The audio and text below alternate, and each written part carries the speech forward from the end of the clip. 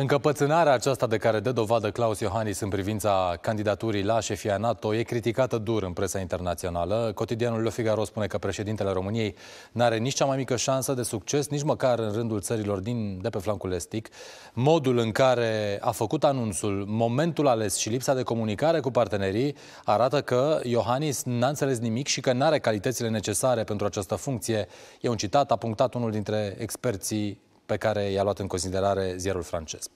Jurnaliștii de la Financial Times afirmă că o candidatură a lui Klaus Iohannis în funcția de secretar general nu e văzută ca o alternativă reală la cea a lui Mark Rutte, în timp ce Wall Street Journal susține că momentul ales de președintele României pentru a-și prezenta candidatura i-a iritat pe mulți diplomați ai alianței. Încercăm să decriptăm totuși mizele. Alături de Radu Delicote, este specialist în marketing politic alături de noi în această seară. Bună seara, mulțumesc pentru prezență. Bună seara. Aproape că a trecut o lună de la anunțul oficial al lui Klaus Iohannis și putem să tragem această concluzie de etapă, văzând și efectul de bumerang pe care l-a avut candidatura sa în presa internațională. Cum iese până acum Klaus Iohannis din povestea asta? În mod normal aș fi făcut o analiză rațională și aș fi spus 28 împărțit la 4 e cam mare diferența, prea puține state care susțin pe președintele Klaus Iohannis. Dar, și un mare dar aici, în țară avem cumva curtea noastră în care fie că ne place de dumnealui sau ne place mai puțin, avem aceste, haide să fiu metaforic, aceste rufe pe care le spălăm în curtea noastră și anume în țară. Faptul că avem un nume român la această candidatură este un lucru foarte bun al diplomației românești. Și salut inclusiv acest moment, nu neapărat tensionat, dar critic, de imagine important, în sensul în care nu și-a retras astăzi candidatura și a anunțat fel încă merge mai departe. Evident, nu mai are șanse.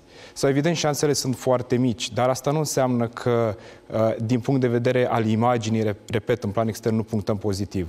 E foarte bine că România astăzi are pe cineva care candidează la acea funcție. Și, repet, în plan extern, din păcate, deși contextul este de așa natură geopolitic tensionat, ne-a dat acest avantaj de imagine, ne-a ajutat să fim mai prezenți și poate pe viitor chiar vom câștiga mai mult. Da, când spuneți că e un câștig pentru România, la ce vă referiți mai exact? Pentru că eu mă uit, de exemplu, la Wall Street Journal, care spun, jurnaliștii de acolo spun că i-a iritat pe diplomații externi, pe diplomații din străinătate anunțul lui Klaus Iohannis. Și știți ceva? Foarte bine că e iritat. Vă întreb o secundă, pentru că foarte bine e iritat în sensul în care sunt de acord, campania putea fi făcută mai bine. Campania de candidatură putea fi făcută mai din timp.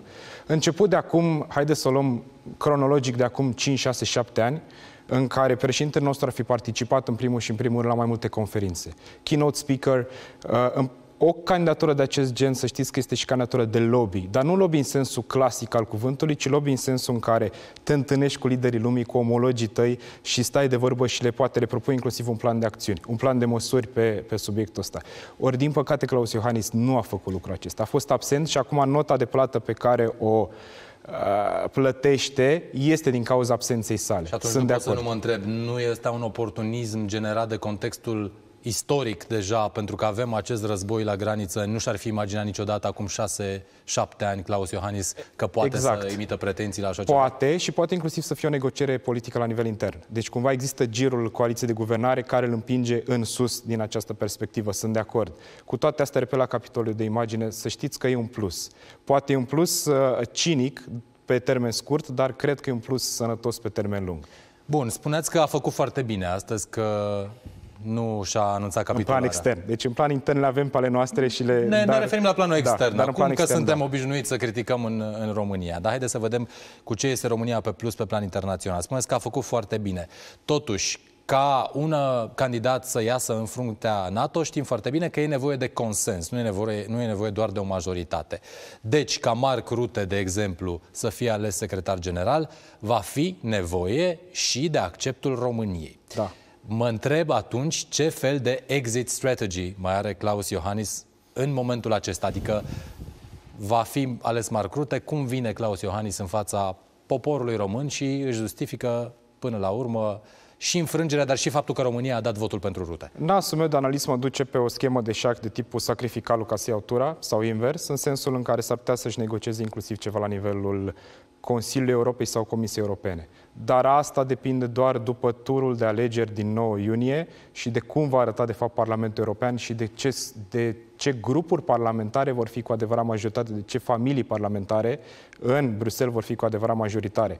Deci un pic mai mult până departe, ca să fac o metaforă, dar acolo cred că se va duce as a following job, ca din punctul ăsta de vedere politic să-și găsească o continuitate. Și unde l-ați vedea mai exact? În locul Ursulei von der Leyen, care să fie sacrificată? Sau s-ar putea vicepreședinte.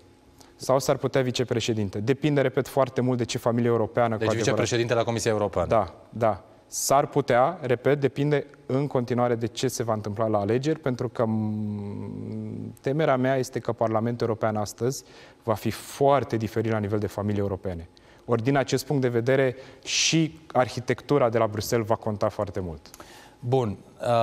S-a vorbit foarte mult și despre o alianță sau despre o susținere din partea lui Viktor Orban pentru Klaus Iohannis, cam singura pe care o așteptam la nivel oficial, adică asumată, declarativ, pentru că știm foarte bine, Viktor Orban și Marutea nu se înțeleg foarte bine.